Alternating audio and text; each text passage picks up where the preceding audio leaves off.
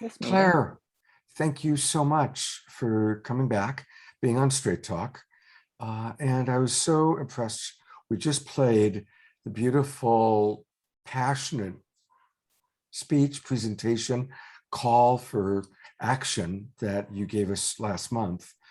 So we've played that and people have seen it and are wanting more. And I'd love to hear more about kind of your own journey. How did you get so engaged?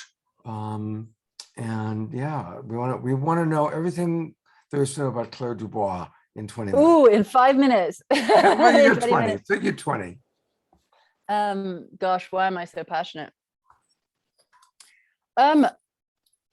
I love this world. Like crazy love this world. Like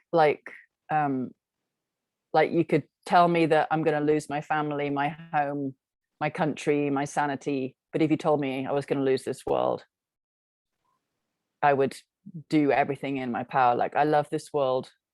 She's my greatest love. Yeah. That's it. She's my greatest love. And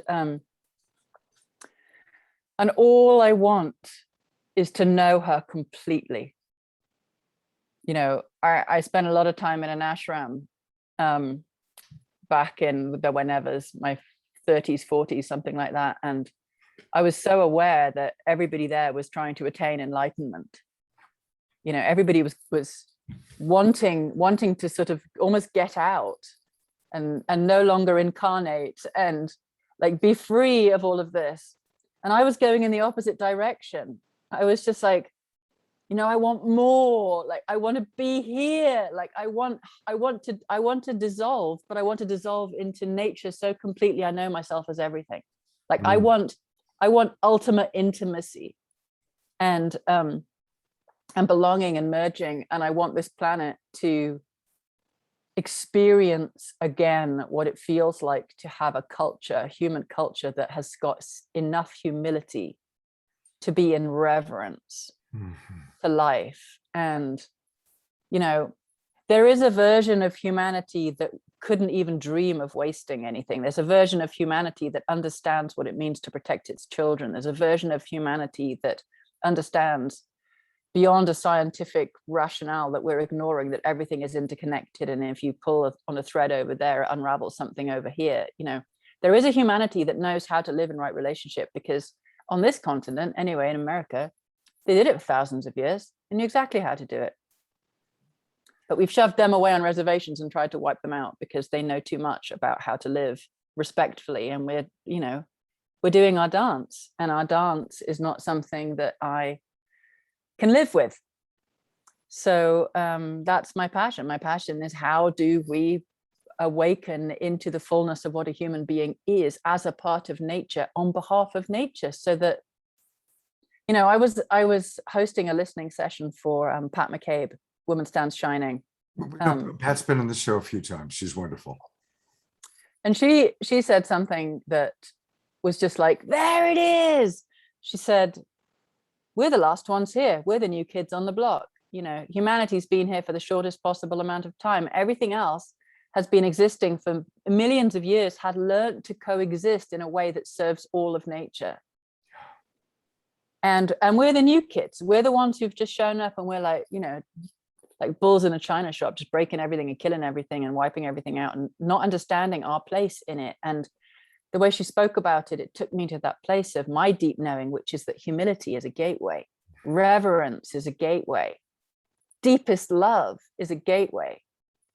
But we seem to be choosing grief. If we're willing to feel it, around, you know. It's so related to so many, like everything you're saying, I'm like, yeah, oh yeah.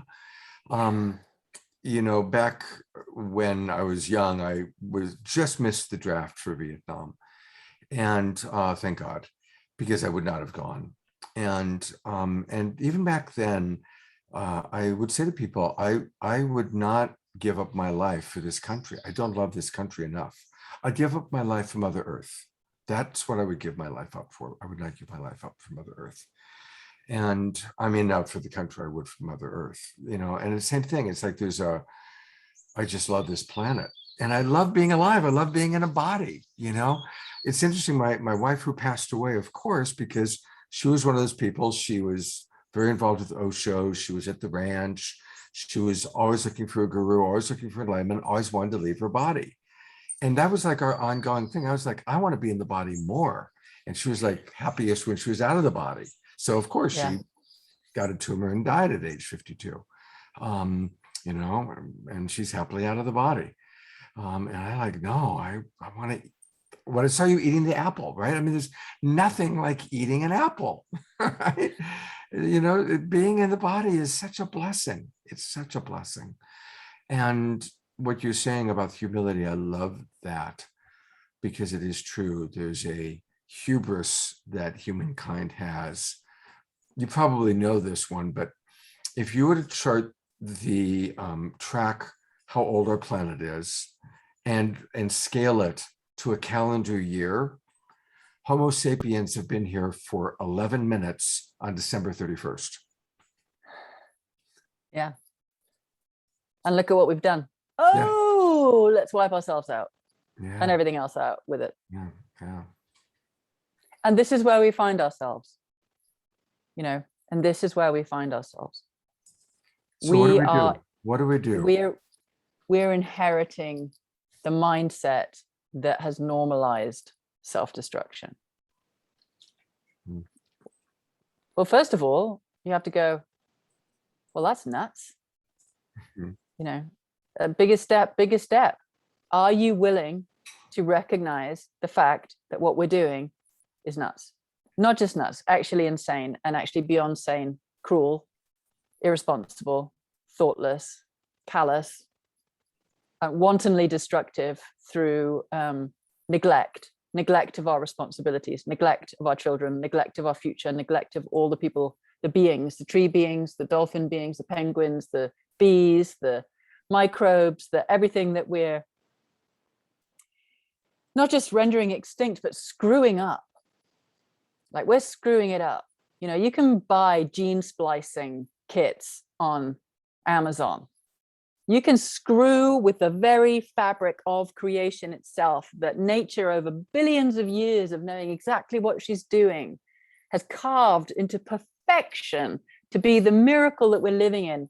And we think we can just hand those building blocks to anybody and let them potentially create a cascade of genetic nightmare. Like, this is how stupid we are, and we're not just stupid, we're brilliant.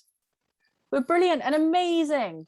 But our consciousness is so severed from the reality of our indivisibility, and somehow in the being pulled away and separated, we've chosen that position of dominance rather than humility. And in our dominance, we're dangerous. We're so dangerous. But in our ignorance or our unwillingness to recognize our dominance and to recognize what we're doing with our consciousness and how we're unconsciously colluding and why we think that's convenient when it is not, our so-called convenient lifestyles are a death sentence for this planet. But we would rather continue on with our convenience and unconsciously arrange a death sentence for our planet than actually do anything about it. And it's not okay with me. Like, I can't just stand by and watch that. And I've not always been that way. I didn't pop out of the womb an activist, and I certainly didn't pop out awake, and I didn't pop out brave. I'm a mouthy, gutsy, annoying blonde now who has got a lot of opinions and is not ashamed to or afraid to express them. But that's taken years of letting my grief break me through my neuroticisms and my insecurities. And I've let myself do it through my grief. Do I love enough? Do I love enough? Do I love enough? Does this hurt enough? Is this more important? Like, what's more important? Staying small and polite and appropriate and safely inside my comfort zones and a version of myself that I think the world might like, or being a voice piece for this planet. And knowing that when I die, whenever that is, I will have given it everything. It was a no-brainer. It's beautiful. So as an activist and as someone that's tapped in, you're working with a lot of the people that are making a difference and that have higher consciousness. And I think certainly in my shows, I'm seeing that everybody agrees we have to change our consciousness. What's your honest assessment? Do you believe that we will change our consciousness in time before? I want, you get the question. What do you honestly think?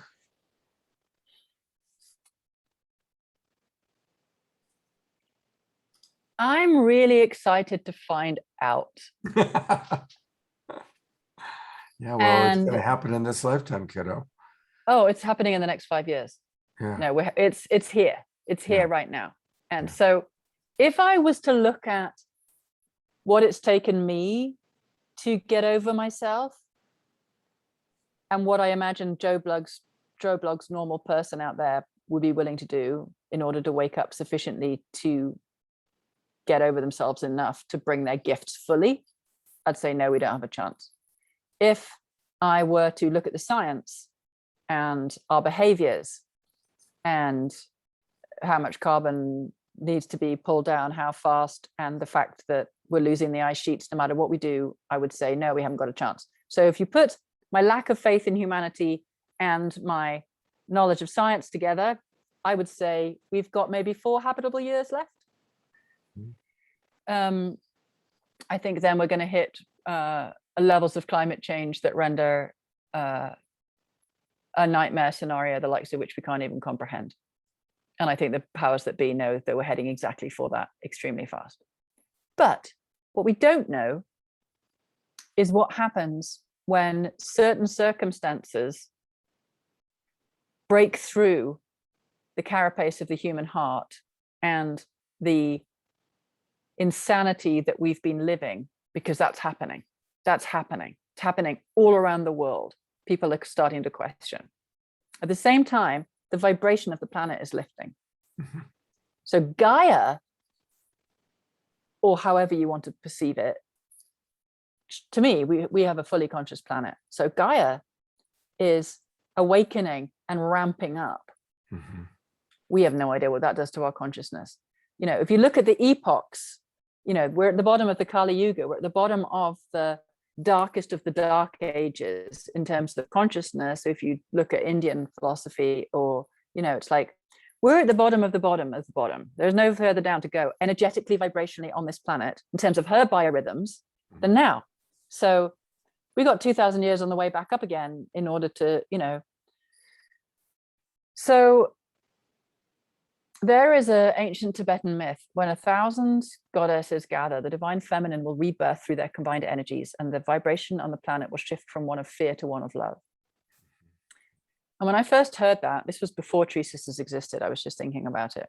I remember thinking, oh my God, when enough women understand that we are more than our egos and can come together in a birthing circle and merge our consciousnesses so that something greater than us can come through, we could unleash a force of love on this planet that's never been seen before. I mean, we've been separated since the witch burnings. We had almost 400 years of rampant persecutions. If you're a white woman, you're sitting with a massive scar of deepest self-rejection and collective rejection sitting in your nervous system that prevents so many of us from stepping into our power, knowing who we are, understanding what it means to be a woman, or hanging out together.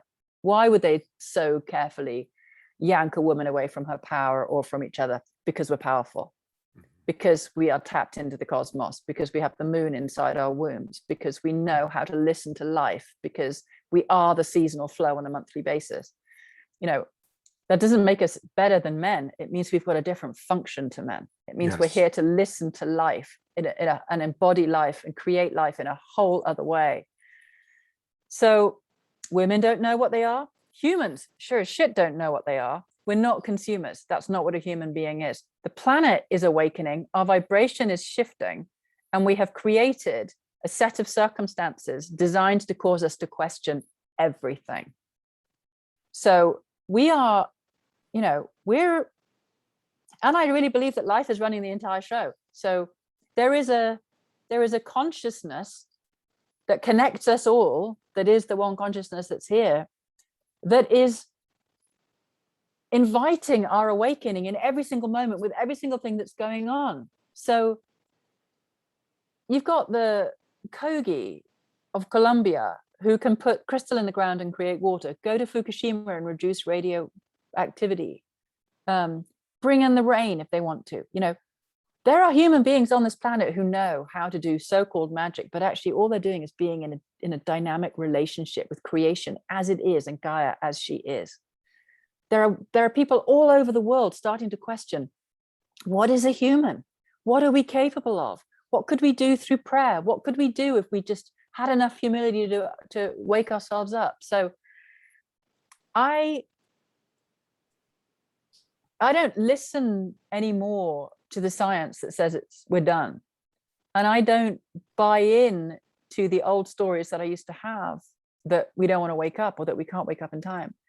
I've hooked myself on to the thought stream that says we have no idea and it's all there to play for, because that thought stream empowers me, centers me, directs me, helps me be useful, does not incapacitate me, does not flatten me, allows this to become an exciting and exciting incarnation, because I will give it anything. There is no part of me that won't walk into a room with God Almighty and just say, come on, wake up. Are you there? Do you understand what you've got? You know, Pat was sitting on this call saying, with a bunch of some very wealthy people on it, and she was saying, do you realize in 5 years' time, your money will probably be useless? Like, you've got 5 years. You've got 5 years to do something useful with your money to try and protect the biosphere so that it can function by the time catastrophic climate change comes. Now, in 2017, Indigenous peoples from all over the world gathered in Kauai. They all had the same timeline, 2026. None of them could see beyond it. Wow, I did not know that. None of them had spoken to each other about it. None of them knew the others all held the same timelines. But these are the people on the planet who are in communion with Gaia, and they all had the same timeline, 2026. There's our window. What did they see 2026? Catastrophic climate change, the likes of which we can't comprehend. So since then, I've been living in this world of, okay, if I had 5 years to live, what would I do for this planet?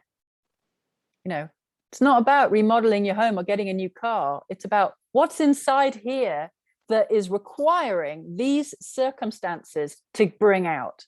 Yeah. If this is the cauldron of our creativity that we have created, if this is the alchemical petri dish of evolution that we're placing our species on to see whether we can wake up, then get ahead of the field and wake up.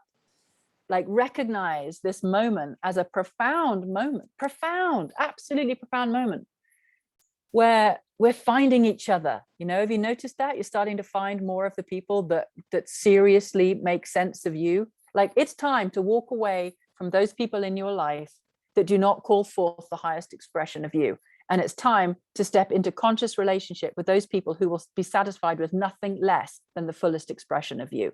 Because it's that elevation that we need to walk towards the tsunami with, believing that there is something more in us that can rise to the challenge sufficiently, even if we don't know what it is just yet. That's our responsibility. That's non-abdication of power in the face of the mess that we've created. Beautiful. Beautiful. I freaking love who you are and the way you express yourself. I really do. And I'm picky. I'm snobby. You know, because all day long I'm interacting like you are with amazing human beings. But you have I just resonate with your truth very deeply. And it's like, yeah, thank you. And one of the things that you are saying that is really different is embracing we have 5 years. We have 5 years. There's something about that and of course, in my awareness, it's like, oh my God, catastrophic climate change has begun. You know, we live in wildfire country, you know. I mean, 5 years ago, we didn't even talk about wildfires as a season. You know, now it's wildfire season, and wildfire season gets longer, it starts earlier and earlier and lasts longer and longer. So anyway, but your clarity about 5 years felt like a lightning bolt. Like, okay, yeah, 5 years. That's about right. And And you can collapse under that. yeah, And it's not such a bad thing to collapse under that. It isn't. It's not such a bad thing to look that in the face and let it throw all our taking life for grantedness and all our attachment and all our everything, your fear for your children, your fear for your grandchildren, your shame about not doing anything, your grief at the loss of seasons. Our kids will never have what we had ever again. We're done with life as we've known it. And we've taken it almost completely for granted. Like, unless you're willing to let that in, you won't grieve deeply enough to activate, to allow you to access the you that is an appropriate response to what's coming. That's my experience anyway. And I'm somebody that was terrified of everybody, and incapable of doing anything in public because I was just like rigid with fear. And this is not that. And this is a product of grief. This is me. I let my grief catalyze my leadership. That's what I've done. It works. That's unique because not that many people are driven by grief. Most people are driven by even activists. I mean, I know a lot of activists, and I don't know if I've ever heard an activist say before that what drives them is grief. So that's unique. That's interesting. How does that, tell us a little bit, how does that happen? So grief usually does create collapse. It usually does create contraction and not being able to really be very functional in the world. Usually when people are grieving, they're in an inner contracted place. How did you transition that into being so much more highly functional than you were before? Well, I mean, so crying is my superpower. And I literally have learned to cry from each chakra. Like I'm like, it's a practice. I do it consciously. And but I have had a really difficult life. So I've cried a lot. And I come from an extremely dysfunctional family, a lot of abuse, a lot of fear, a lot of, the as messy as it can get. That's where I come from. And so I started, in my 20s, I would say I was pretty severely mentally ill. And facing the reality of your mental state, facing the state of your emotional state, facing the physiological damage, a lot of damage in my body, having to come to terms with that, all of that, everything that was, everything that meant, everything that's done to me, like that required a huge amount of strength. Because if I wasn't going to come to terms with it, if I wasn't going to face into it, there was only victim consciousness available to me. There was only the shadow of the self that I could be, that was afraid of everyone and everything. I couldn't walk through a closed door age 21. I couldn't walk into a restaurant. I couldn't walk down the aisle of a bus or a plane for fear of people looking at me. Like, I couldn't do any of that stuff. And I couldn't function in this world. I was, in my mid to late 20s, I had become pretty much a recluse. That was what worked for me. Like, I was a psychic healer, believe it or not, back then. And working with the energetics of creation alone in my therapy room, because that's where I was safe. And but I was also fundamentally dissatisfied. Like, I knew I was hiding. I knew there was more to me than that. I was sick of helping everybody else have a life and me not have one. And I was a crier. I would burst through these huge periods of depression, endless tears, and then finally cry deeply enough for something to clunk in my being that delivered me into a different experience of reality. Those moments where you're in such despair, you're like on your knees, and then all of a sudden you shift from devastation into like such gratitude you don't know what's hit you. Like those moments of just like, ah. So I was aware for a long time that my willingness to turn and face and feel and alchemize the trauma and the emotion in my body was the gateways to next stages. But then, you know, then I turned it into a practice. And I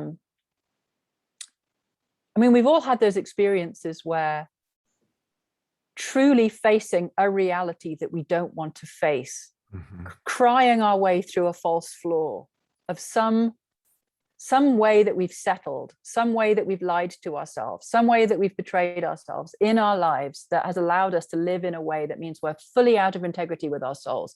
Like, and then we finally own up to ourselves. And it's like a collapsing. It's like you can no longer maintain that posture, which is not you. And the deeper truth is welling up and it's going to have you.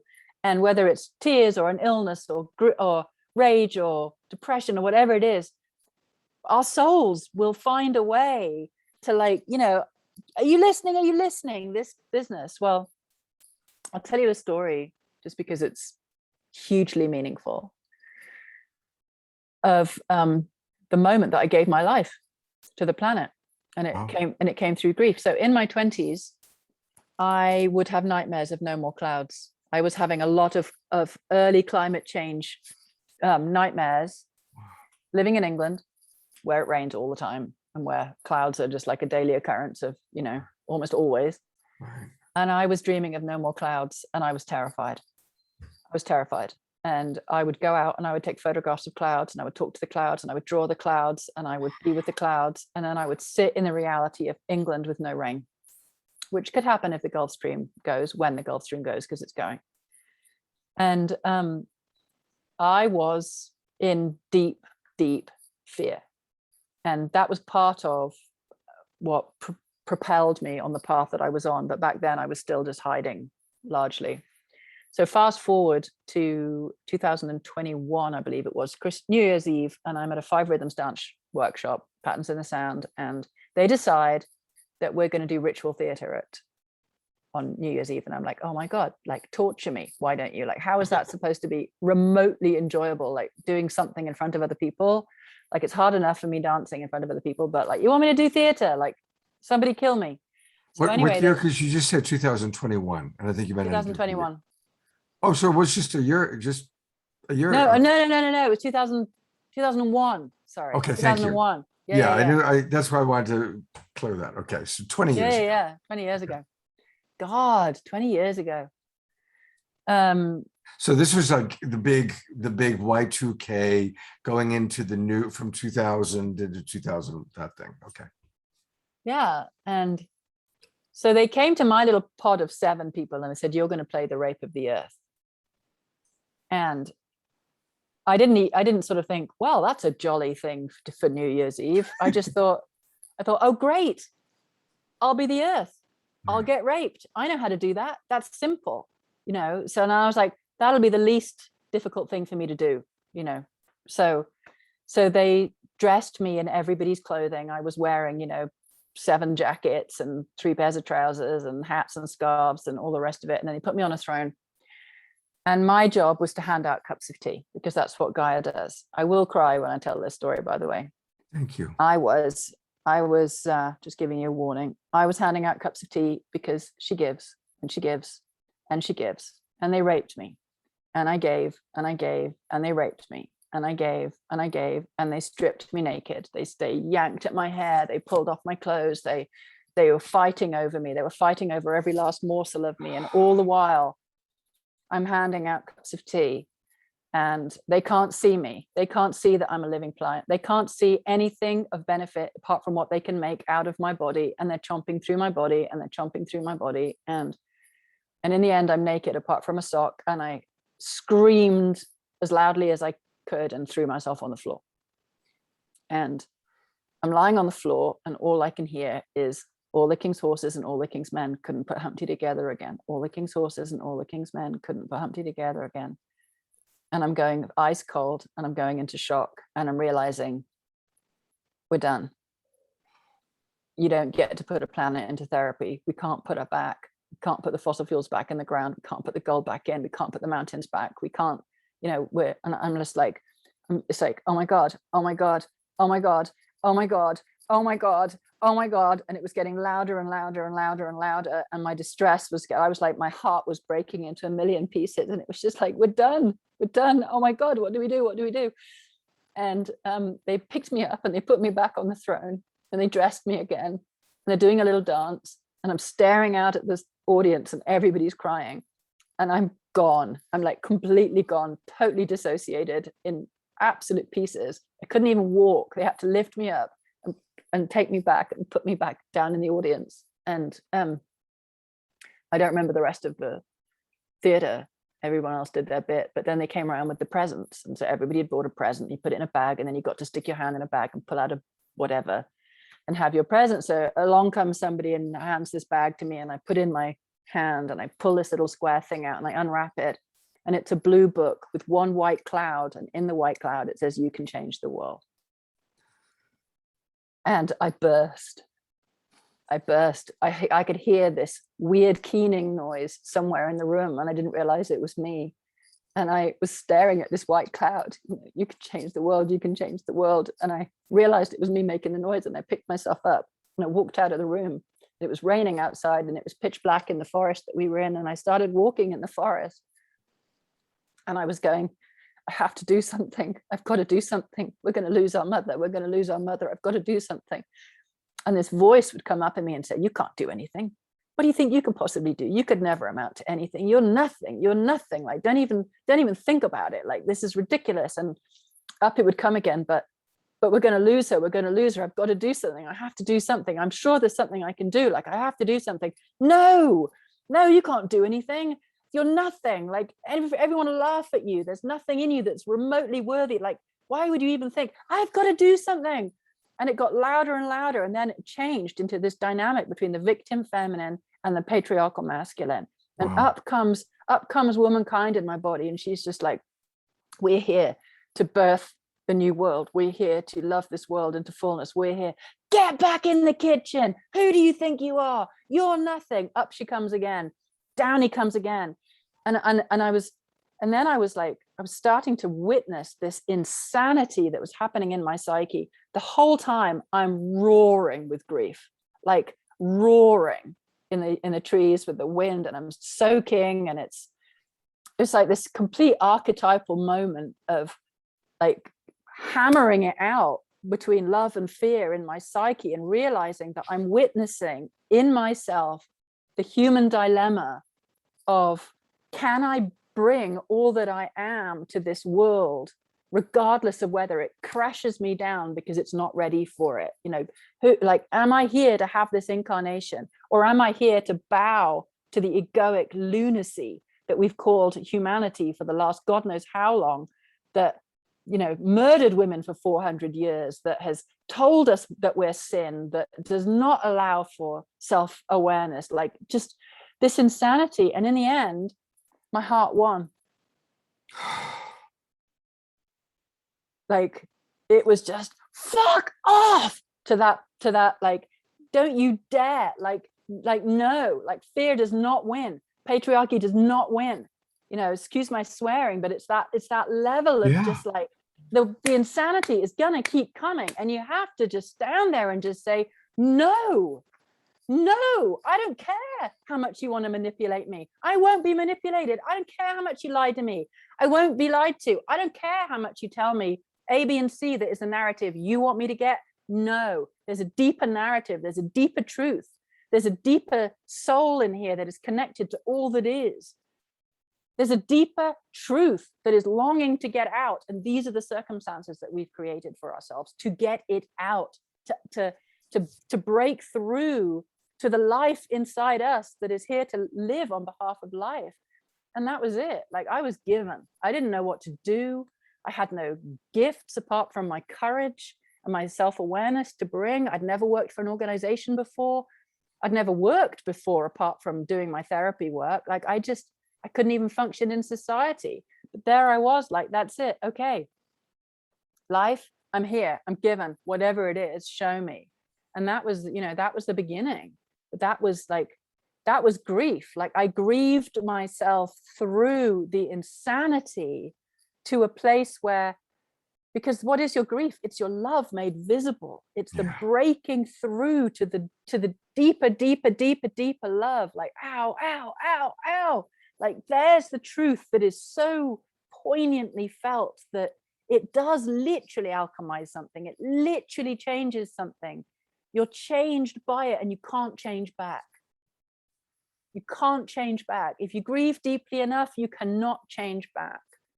And that's all I'm interested in. I don't want to be the crushed version of myself that was my father's gift to the world. I want to be the me that has reclaimed myself painstakingly to be the most useful, most alive, most unstoppable, most, just honest human being. Like, just an honest human being trying to be a human being appropriately given the circumstances that we're in. And appropriately right now is not tame, not polite, not kowtowing, and not going along with the lies.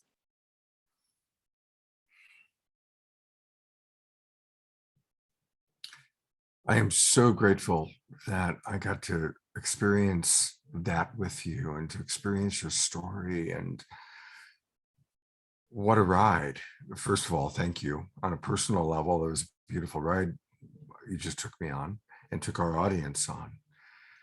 And I just want to riff on for anybody, finding that grief, that was the initial question. And because again, we grieve for a little bit and then we move on, or we distract ourselves, or we, disassociate, or we contract. But I love your explanation of taking the grief and letting it literally alchemize us into the truth of our oneness, the truth of our connection.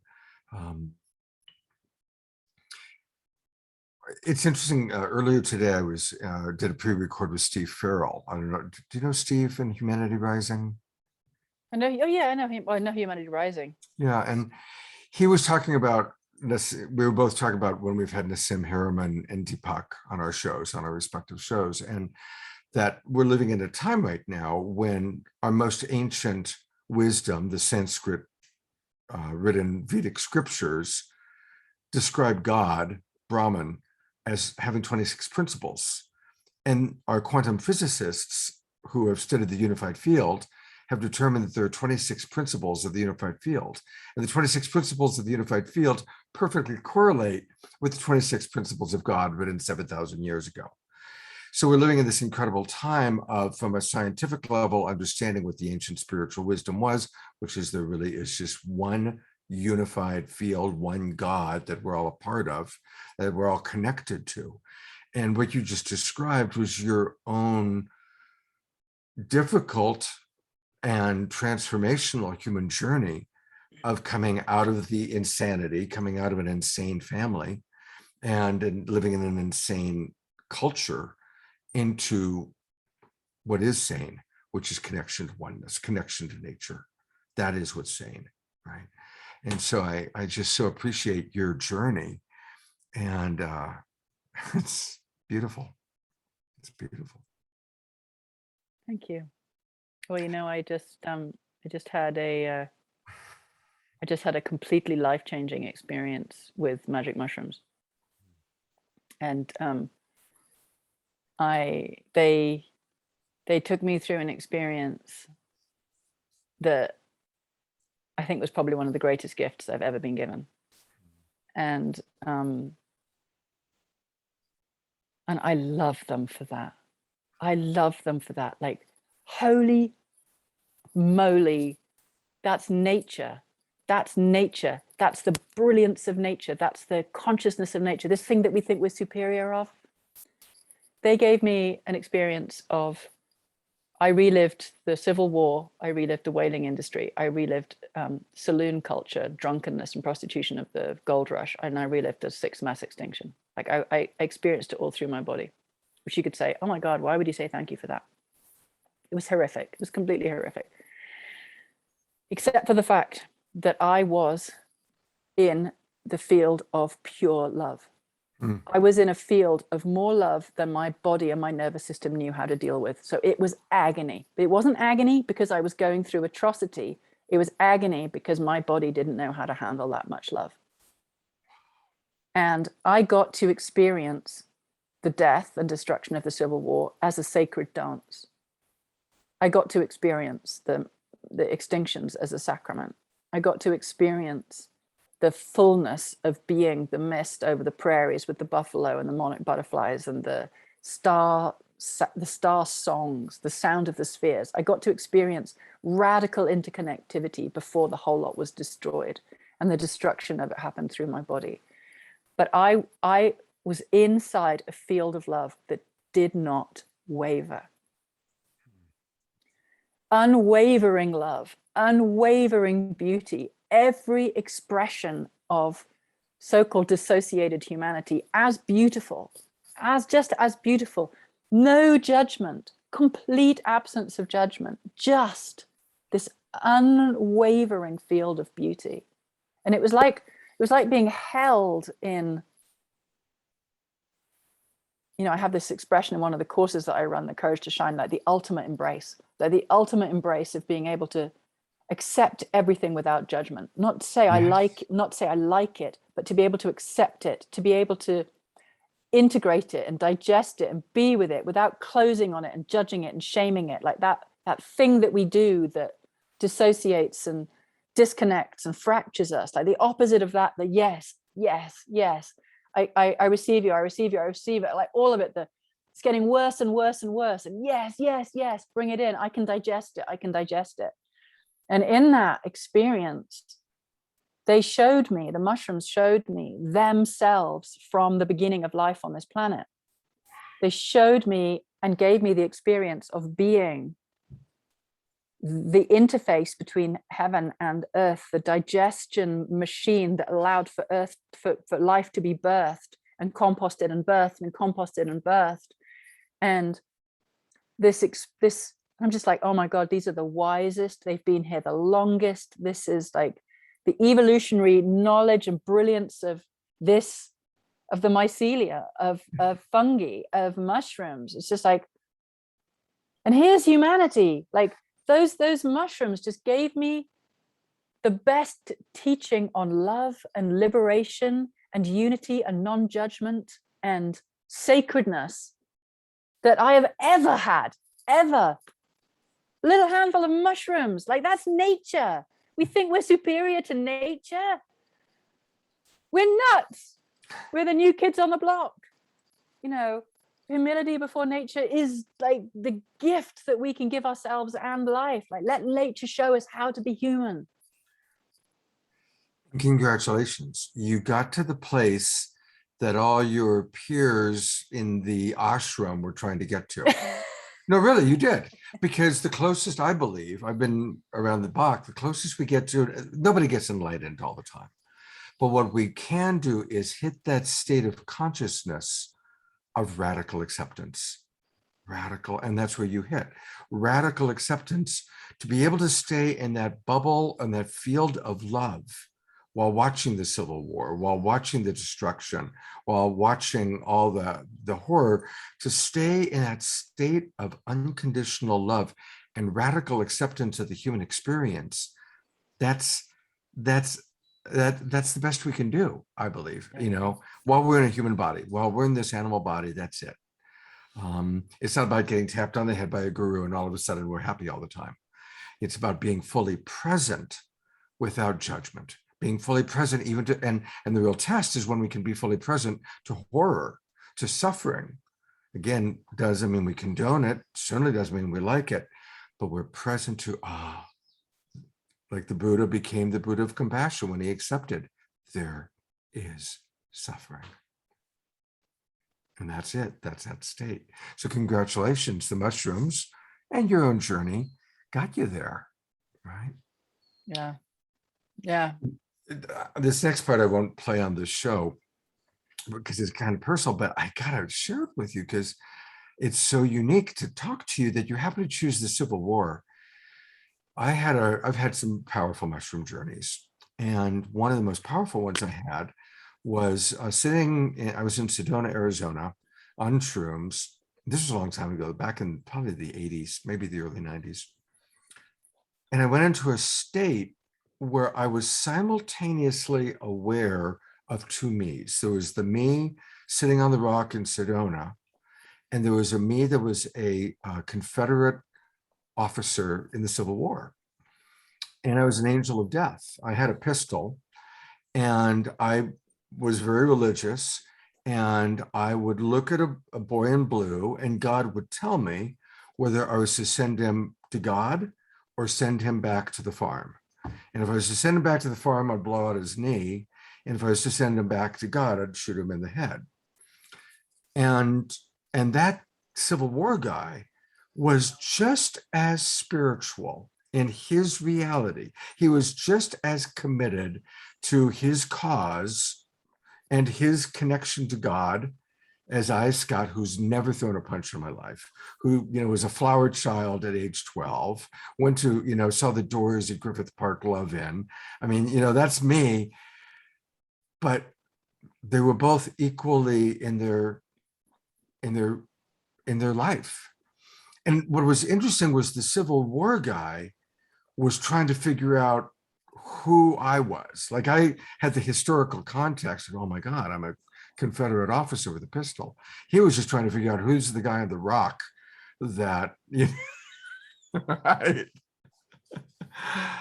But it was an amazing experience. And the other thing that came out of it with that was that if it's reincarnation or whatever my soul level was, I saw that the Civil War was where many of us decided, I won't do war anymore.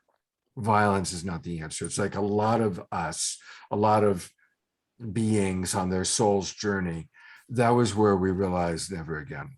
Because we were no longer killing somebody that was threatening our land. We were no longer killing somebody that looked radically different. We were killing ourselves. We were killing each other. We were killing our cousins and our nephews and people that looked just like us. And it was, for at least my soul group, this like, no, never again. I'm not going to do this again. Anyway, I don't think I've shared that story with anybody in years. So thank you, because it's just mushrooms in the Civil War. I had to share. Yeah. So fascinating. Thank you. It is, isn't it? All right. Let's talk about Tree Sisters. I have pulled up your wonderful, here we go. So of course, the very first thing we always want to do is we want to sign up so that we can get the information.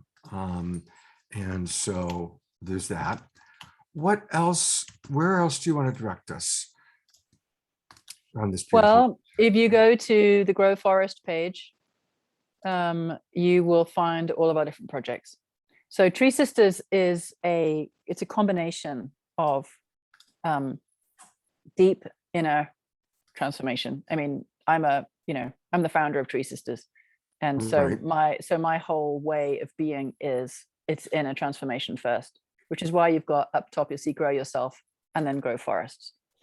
But the thing that we're most known for is the portfolio of projects that we have. So one of the hardest things you'll find when it comes to figuring out who to give your money to is figuring out who to give your money to. As in, there's so many reforestation organizations out there. Why would I give it to Tree Sisters? Why wouldn't I give it to one of the bigger reforestation organizations, got a bigger marketing budget and looks better and has sexier videos and all the rest of it? Well, I'm not going to stop you giving money to anybody, because frankly, the act of giving for nature is so important no matter who you give it to. But you will have a different effect on the ground depending on who you give it to, because there are organizations out there that are not doing it well. There are ways to plant trees that are in fact not good for the trees, not good for the landscape, the wrong trees in the wrong landscape, trees being grown in ways that are not great for their communities. When we are looking for projects, we're looking for existing organizations that are, if possible, arising out of where they are, that really take care of the people, that are really ecologically savvy, that understand how to work with nature, that are not operating from a dominance mindset, either over people or nature. So we're looking for really strong social benefit, really strong ecological benefit, really strong cultural benefit, as such, we largely stay away from any form of carbon offsetting. We stay away from the monetization of nature in that way, because we're trying to operate as much as possible through indigenous principles and feminine principles, which means reverence, reciprocity, and respect. And so our portfolio of projects have been built over the last 8 years, and are amazing organizations working from very different standpoints. So diversity is the root of health. Diversity is always the root of health, which is why the more diverse organisms you've got in a soil, the healthier the plants are.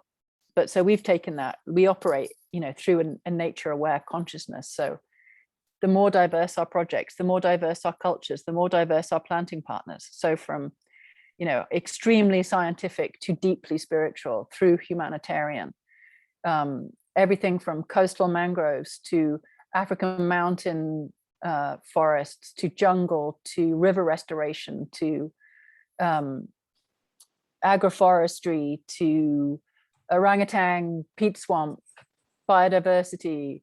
We've got a very strong, amazing portfolio from the Amazonian, Brazil, and the Atlantic rainforest of Brazil, Kenya, Mozambique, Madagascar, Nepal, India, West Papua, Borneo.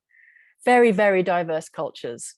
But the main thing here is we need to understand that our temperate climates are 100% dependent on the maintenance of the tropical rainforest of our world. So it's not just about, we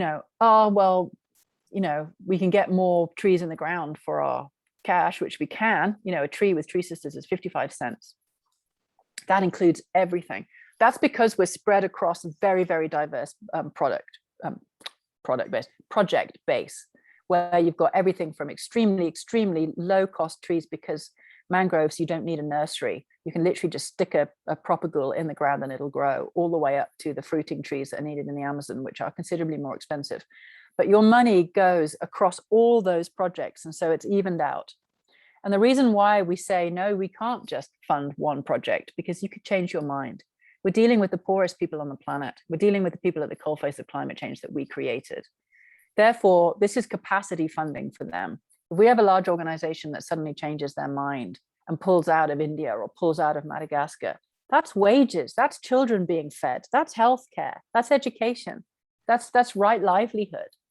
So having your donations cover all those projects ensures that if there's any large bumps at our end, it has the least bump at their end. So it's our way of taking care.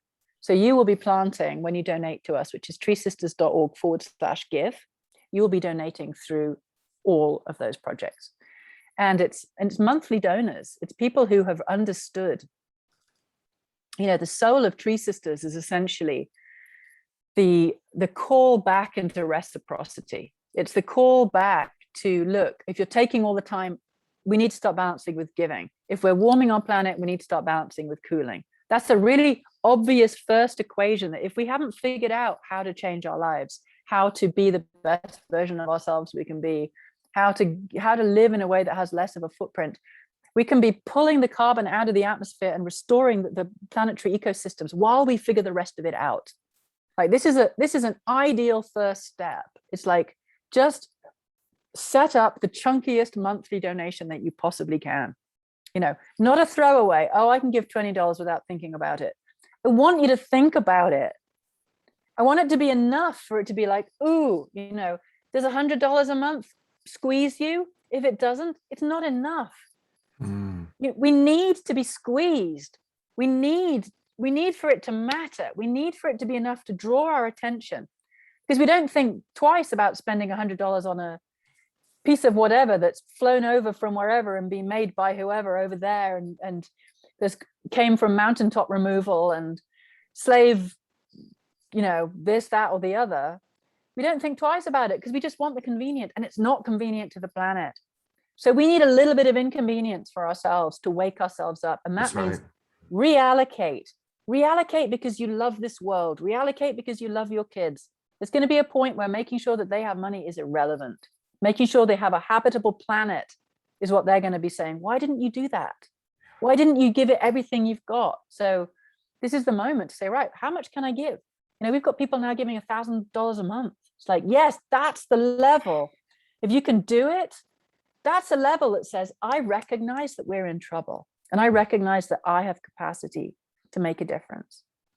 You know, and we also, you know, we run full moon calls every month. We've got, if you go to the Grow Yourself page and start delve, there's so many meditations, audios, processes that I take people through, journeys and courses that are there to help you reconnect to nature in a way that can help you understand your nature as part of nature.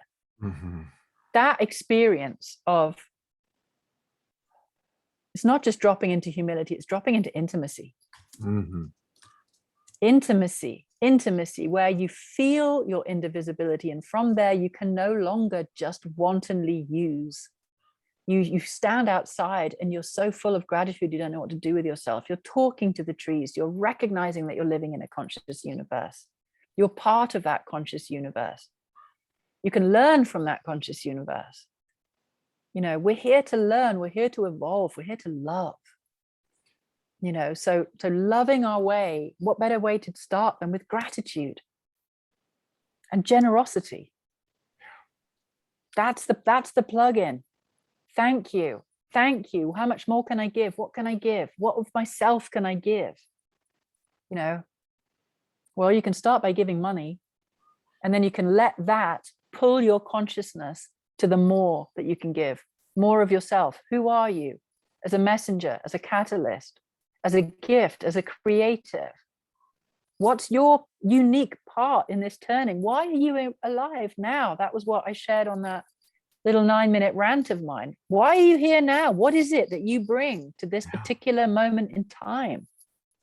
But while you're figuring that out, and you're much more likely to find that out if you hang out with people that are only a stand for your greatness, while you're figuring that out, you can grow a forest with us.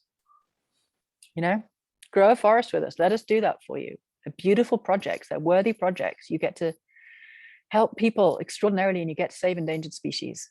And we have to do that. We all need to be doing that as a baseline. That's the baseline. You sold me. You'll see in 15 minutes, whenever we're done with this, little donation coming in. Pachamama Foundation is who has been my number one organization that I support. I really love. Don't stop. Oh, I won't. I'll be at their online luncheon on Thursday. So will I. Yeah.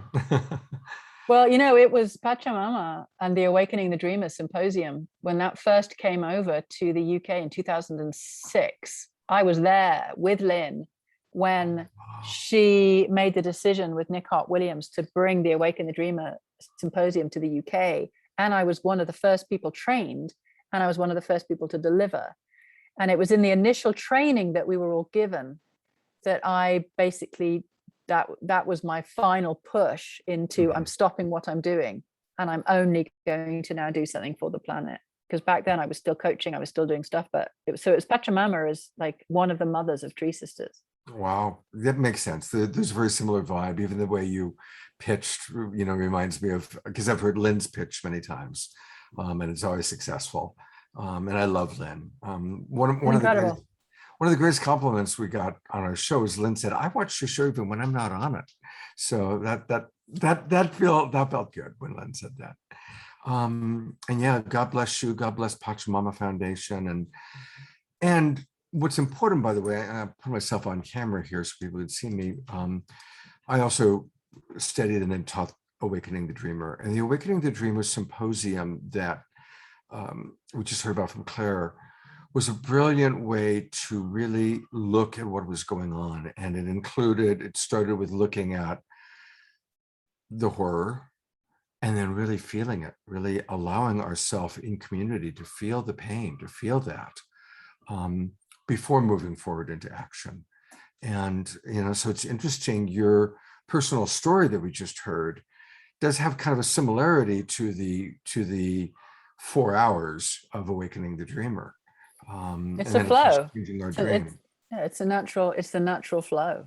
Yeah. I mean, to me, it's you know, it's the U curve. It's how we journey. Yeah. And it's interesting. I mean, if you take a look at Joseph Campbell and all the great mythology, that's what happens. It's like the hero hits rock bottom. The hero hits, the pit where it just seems hopeless. And then from that place finds the courage, finds the resources to vanquish the dragon. So here we are.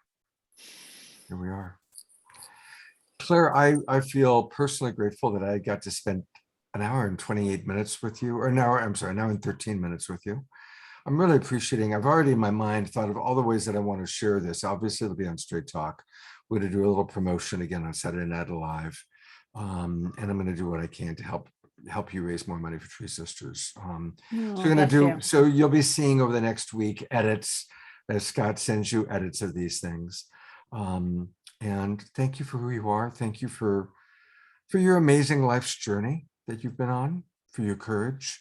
And thank you for growing, for the courage to go from that person who was scared shitless and wouldn't speak to being one of my absolute favorite speakers of all time. That's pretty cool. Well, if I can do it, anybody can do it. Yeah. I really, really, really believe that. Like, if there's one thing that I feel like I'm here on the planet for, it's to be permission. Like, if I can do this, honest to God, if I can do this, anybody can. You've just got to want it. You've got to be, as my mum would say, terminally dissatisfied. She would say, "Where did you come from?" I'm like, you made me, Mum. Yeah. God bless your mother. God bless your mom.